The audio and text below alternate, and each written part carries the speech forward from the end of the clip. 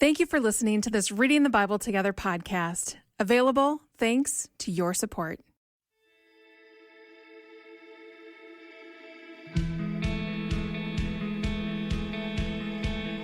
Welcome to Reading the Bible Together. I'm your host, Angela Smith. This distinction between wisdom and knowledge, I do think knowledge is a bit more under our control, right? I mean, if we're just about acquiring knowledge, we can read a book, we can listen to a podcast, we can do various different things that will enable us to grow in knowledge. That doesn't guarantee wisdom.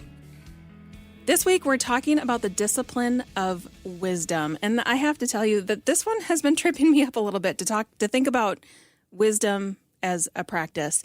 And because it was tripping me up, I wanted to be really careful about the conversation I had and who I talked to. And I have a friend that I've invited today, and he is very knowledgeable. You will hear it when he talks. He has a lot of knowledge, but the way that he dispenses that knowledge, the way that he asks questions, I see a lot of wisdom along with his knowledge. And I thought, Joel feels like the kind of person that I could trust with this conversation. Joel Lawrence is the executive director of the Center for Pastor Theologians. He's a Bible professor. He's a former senior pastor. He's a Dietrich Bonhoeffer scholar, which he might not say, but I'm going to say that he's a scholar of Dietrich Bonhoeffer. You'll hear him quote him often, maybe not today, but if you hear any of his sermons, I'm sure there'll be a Bonhoeffer quote somewhere in there. Welcome, Joel. Thanks, Angie. Really great to be with you, and thanks for those kind words. I really appreciate that. Yeah. I was just talking to someone because you were the teaching pastor at the church when we went to church together, and I was just talking to somebody recently, and they were saying, I really miss Joel's teaching. So that's and the Bonhoeffer legacy. references, right? Yeah, exactly. The first question I'm asking all of my guests is, what is your experience or not with Lent? Yeah, so I grew up in a low church, Bible church background down in California and in Texas.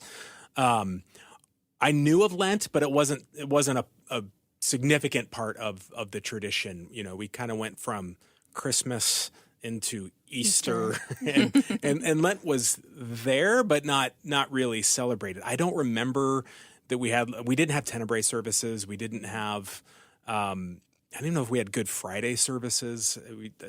My recollection is the kind of high points of the year were Christmas and Easter.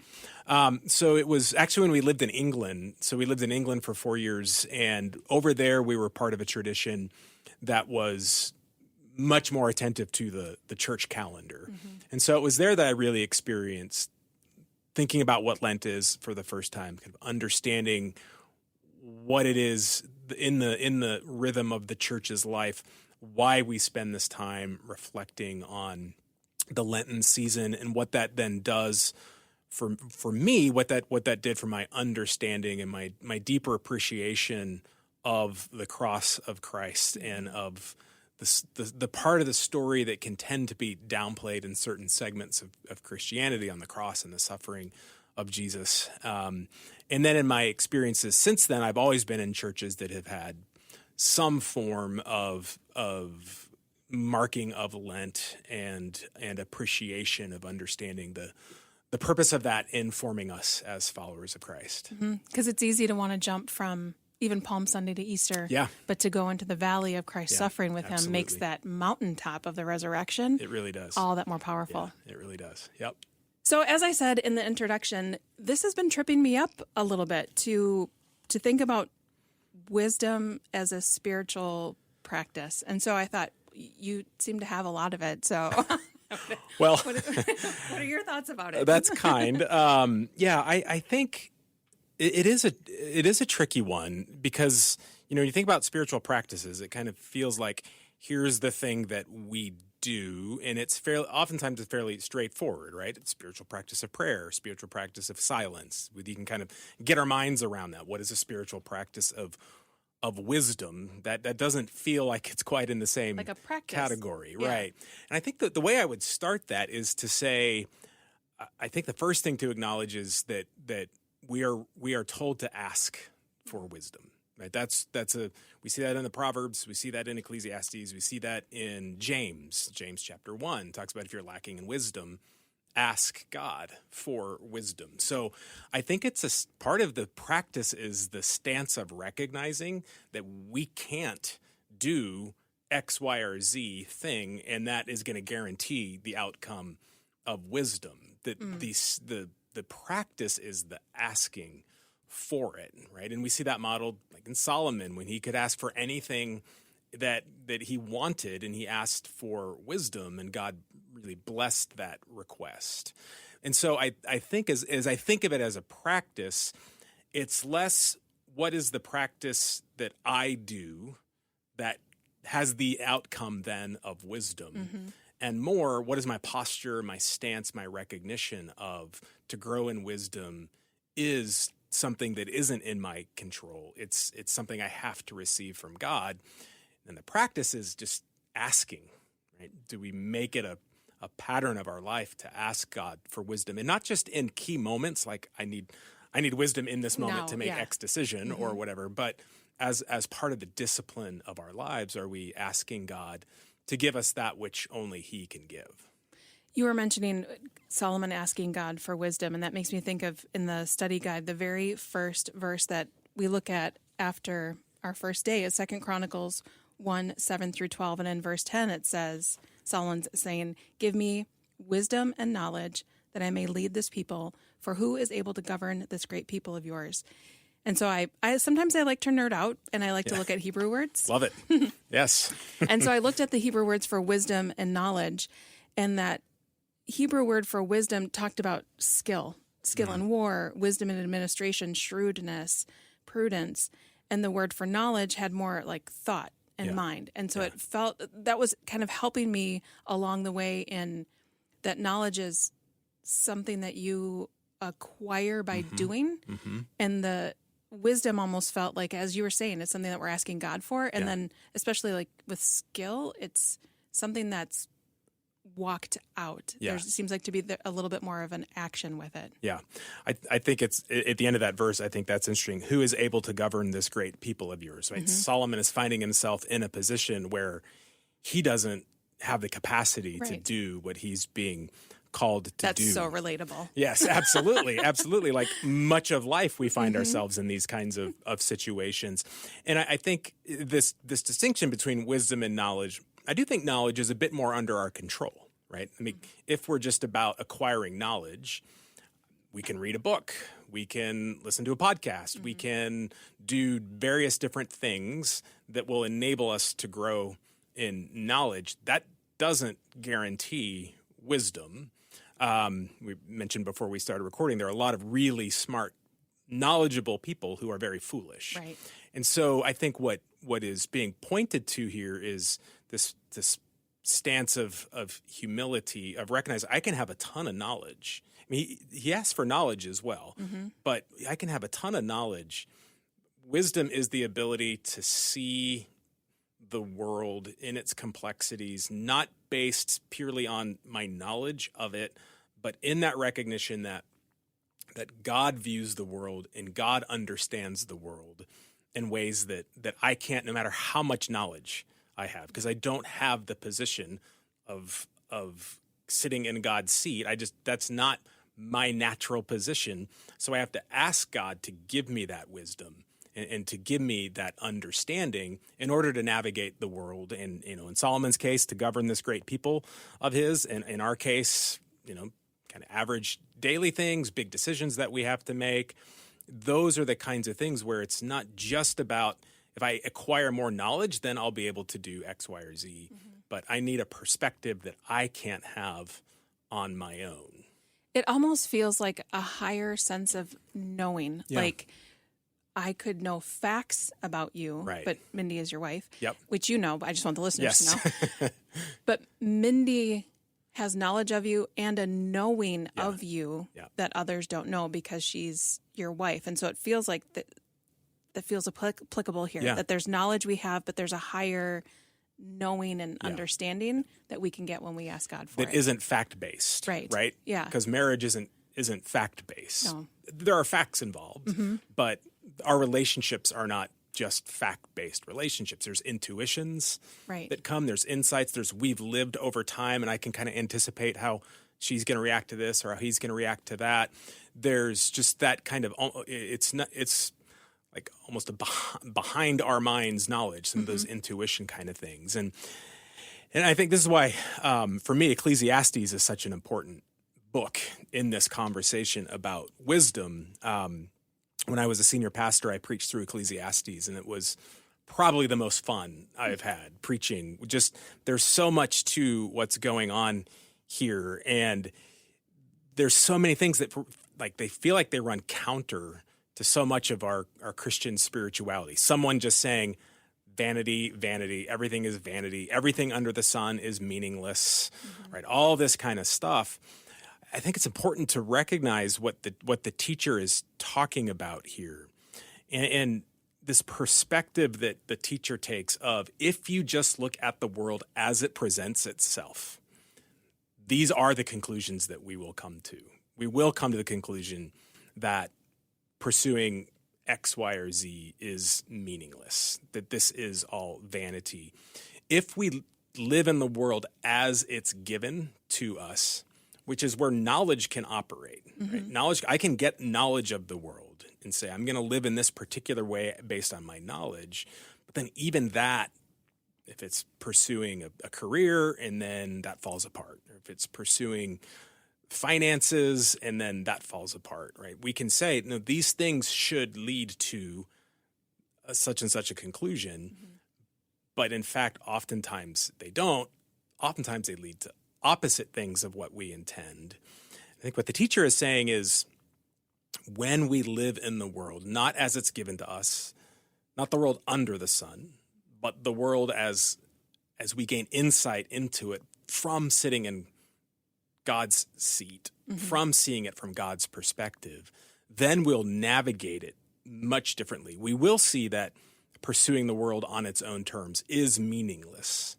That will not lead to the kind of things that we think it's going to lead to. It's not going to deliver what we think it's going to deliver. Which we hear a lot, when we see celebrities who, attain a certain level of success or monetary success and acclaim and fame. And many will say when they get there, it's vanity. Yeah. It's meaningless. It's empty. It didn't deliver what I thought it was going to deliver. The paths that were put before me by the world as it presents itself to me did not lead me to what I thought they were going to lead me to. And I think biblically what this is saying to us is to find that true meaning, to find that true purpose. It's not about knowing the world just as it is. It's about seeing it from a perspective that it doesn't have of itself, which is God's perspective. So when I was in college, I had a pastor. He did a series that really marked me. It was on having an eternal perspective. So he was taking college students. Our lives are before us. Our careers are before us, right? We're young and energetic, and the world is ours and invincible and all that stuff. And he's telling us, there's a lot of stuff you can go after, but if you don't live your life from eternity with that fully kind of locked into your brains, that this is what ultimately matters, then you're going to go down all kinds of false paths. And I think that really impacted me, and my understanding of how to live life is to do what Ecclesiastes is asking us to do, which is get out of the world as it is given to you.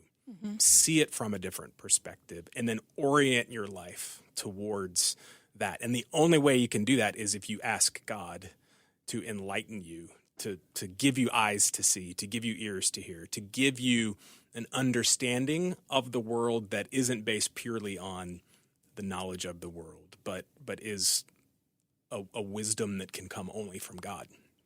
As you were talking, I was thinking about, so I work in radio now, but this isn't what I went to college for communications, but not for broadcast. And the path that led me here, if you were, thinking about what your pastor said to you when you were in college, just really spoke to me.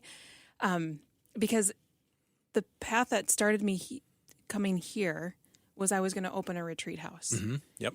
And that was my goal, and that was the vision, was to open a retreat house. And so I thought, well, I'll start a podcast to then have an audience that if I want to then use the retreat house or help, fund the retreat house, then I'll have this audience.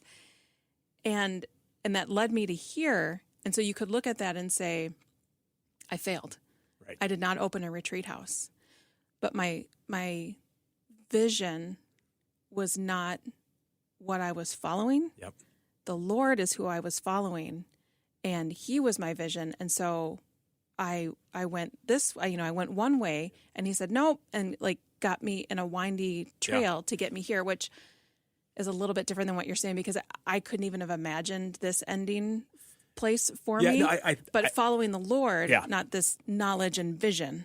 I think it is what I'm saying. And it goes to Proverbs, right? Of we make the plans, but God directs our steps. Mm-hmm. It's that very idea of we are living in the world, right? We are operating in the world, but a recognition that our life is not our own, that the path that we might be setting out on, we do that in light of eternity, not necessarily knowing that this is the exact path, but being open to what God's wisdom has for us, what God's plans and purposes have for us. And so I remember when you were starting out to do the retreat center, and I think that's something God put in your heart.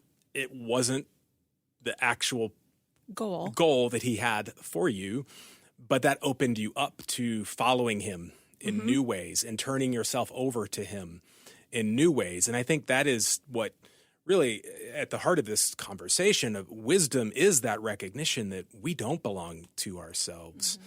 Surrender. Let's just say the word that we've been dancing That's around. The word. It's such a hard surrender. word. Yeah. And we can even get more pointed with it in crucifixion, right? Oh, of being put daily. to death, dying to ourselves. Mm-hmm. That recognition that I am not my own, I do not belong to myself.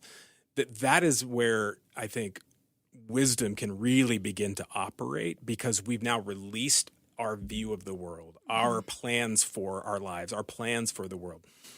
We've turned ourselves over to God, and that is so much what you see in the wisdom literature. Is the wise person is the one who has a recognition of their place in the world, who they are in relation to God, and can then live in a different way, where they've given up so many of the pursuits of the world because they've come to recognize that those are human plans. Mm-hmm. That's not me giving myself over to what God has for me. And then when we give ourselves over to what God has for us, all kinds of interesting things happen. All kinds of surprising things happen, which can be super, super frightening at one level, but also bring you to you and me sitting here having this conversation today.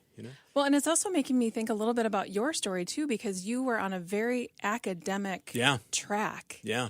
And God interrupted. I mean, I talked when I introduced you that you did time that you served. One way to put it. Served as a senior pastor. Yeah. But I mean, that felt like you were on a real academic track, and then like insert being a pastor. Yeah, surprisingly. Yeah, surprisingly, and now what I'm doing, I can look back and see how both the academic path that I was on, and then the church service, doing time at the church that I was on, have kind of come together in a way I couldn't have designed for what I'm currently doing now. And so I think that's the adventure of this. This is the adventure of wisdom, which is when we do recognize we are not in charge of our own lives, we relinquish things to God, and then the things that He has for us to do, that He has called us and created us to do, then I think we can find those things in ways that become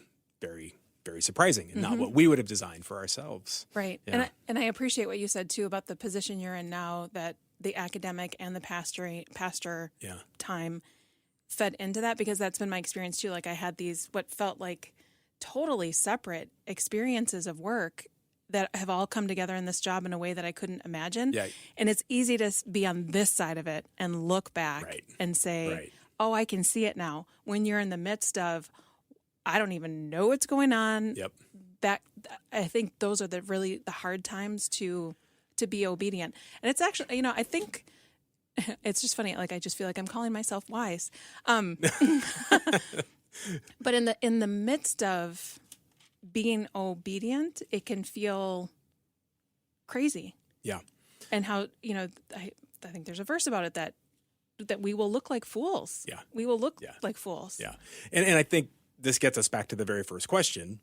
of the practice of wisdom or spiritual discipline of wisdom is asking. Because in those moments when our knowledge runs out, and our ability to plan and make sense of what's going on in our lives, or I think this is what I want to do, and yet maybe I'm starting to hit some barriers to that. It's in those moments, I think that is when the discipline of crying out to God, of asking God for wisdom comes, and it's then that we start to relinquish our hold on our plans, because we say, I don't have the wisdom to put my life together. I don't have the wisdom to be God of my own life. So I want to call out to God and ask him to give me the insight, the wisdom that I need moving forward. Well, and I think that applies to the plans that we have, but also, as you were saying that, I was thinking about part of my journey was that I felt like I got to a place where there was a wall, and the wall was my understanding of who God was, and it crumbled. And I knew, and I was sitting in the rubble, and I knew that I couldn't rebuild the wall the way that it was, but I needed God to be a part of that process. And what I was bumping up against is my experience of God and who I thought God was weren't matching. Yeah. And so there was a wrestling of, is my experience going to win? Right. Or is what God has said about himself going to win? Yeah. And I think that's another part of the process of, there are plans, but I think this act of asking God for wisdom and surrender also affects our view of God and how we relate to him and who we believe he is. And ultimately, I think it is about trust, right? The call for wisdom is a call for trust. God, you understand me in ways that I don't understand me. You understand the world in ways that I can't see, because from everything I can see, I should be doing this. And yet every time I think I pursue that, I'm bumping into something. It's not bearing fruit. So recognizing and the humility of saying, I am not God. I can't think myself through this. I can't figure this out. Something is going to have to give, like you were saying, right? My experience is going to have to give, and the truth of who God is, I'm going to need to cling to that more and more and more. And as we do that, I think then God demonstrates, and this is one of the promises we see throughout Scripture, is that God will prove himself trustworthy. We test him, and he will prove himself to be trustworthy. Is there anything else you want to make sure that we talk about in reference to wisdom? Yeah, I was thinking about at the end of Ecclesiastes, and I would encourage folks, as they're thinking about wisdom, read through Ecclesiastes. It's and Lent is a good time to be reading through Ecclesiastes. But at the end of it, he says, "Now all has been heard. Here is the conclusion of the matter: fear God and keep his commandments." Right? So he brings it down to, this is at the base of it. Fear God, which I interpret as trust God. Right? Acknowledge that God is God. Put yourself in that position where you're not trying to elevate yourself, but you are trusting in God. And then keep his commandments. Recognize that his commandments are for our good, that they are God's guidance for us navigating a world of appearances, in a world where we can get caught up in our own knowledge, in our own ability to navigate the world. Step out of that in this trust of God. Keep his commandments, for this is the duty of all humanity. And I think at the end of Ecclesiastes, what really we're being told is, if you trust God and you keep his commandments, that's a wise life. And that's the life that we're called to pursue. I knew you were the person to ask to talk about this, Joel. Thank you so much for taking the time to do this. Grateful to do it. Thanks, Angie. Appreciate it. It's fun to talk. And thank you for joining us for this conversation about the spiritual discipline of wisdom. Wasn't Joel Lawrence just the right person to ask? I'm going to keep thinking about what he said about the spiritual practice of wisdom is really about practicing trusting God. That was really helpful. And as I said, I came into this kind of not really sure what that meant, the spiritual discipline of wisdom. So that was helpful, that we're seeking to trust God more. I hope that you enjoyed this conversation, and we will see you next week when we talk about the spiritual discipline of obedience.